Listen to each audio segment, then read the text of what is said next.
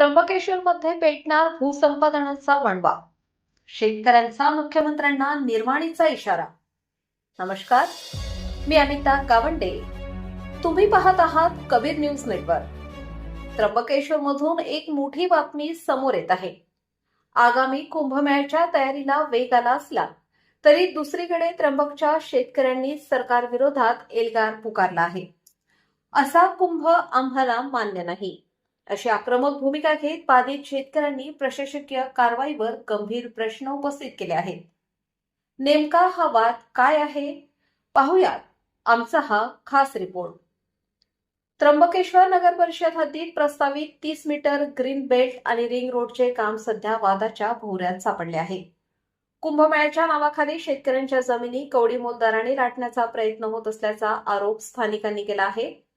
बाजारभावाच्या तुलनेत अत्यल्प मोबदला दिला जात आहे. 2013च्या भूसंपादन कायद्याचे उल्लंघन करून कार्यवाही सुरू असल्याचा दावा. काही ठिकाणी चक्क बुलडोझर चालवून पिकांची नासधूस होत असल्याचा आरोप.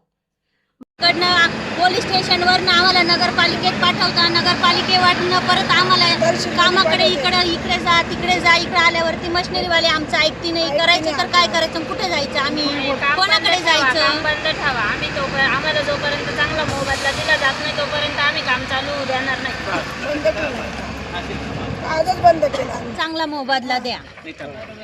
शेतकऱ्यांनी खूप कष्ट करून या जमिनी घेतलेल्या आहे आणि ते पूर्ण भूमिहीन होऊ राहिले.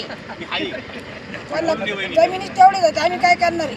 आम्हाला काही जर भेटत नाही, काय करणार आहे आम्ही? बाधित शेतकऱ्यांच्या मागण्या आता स्पष्ट आहेत.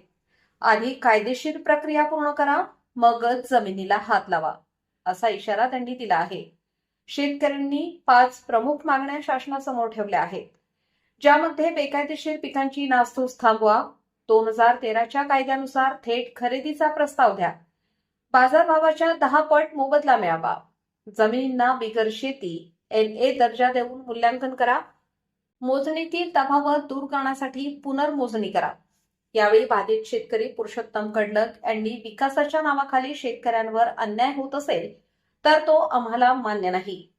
न्याय, मोबदला आणि कायदेशीर प्रक्रिया नसेल तर असा कुंभ आम्हाला मान्य नसल्याचे बोलून दाखवले. या प्रकरणी आता राज्यपाल, मुख्यमंत्री आणि कुंभमंत्र्यांना निवेदने पाठवण्यात आली आहेत.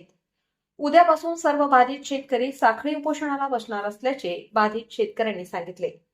जर प्रशासनाने वेळेत संवाद साधून तोडगा काढला नाही तर कुंभमेळ्याच्या उंबरठ्यावर त्र्यंबकेश्वरमध्ये मोठे जनआंदोलन उभे राहण्याची शक्यता आहे. आता पाहायचे हे आहे की सरकार शेतकऱ्यांच्या या आक्रोशाची दखल घेणार की बुलडोझर नीती कायम राहणार. तुम्हाला काय वाटते?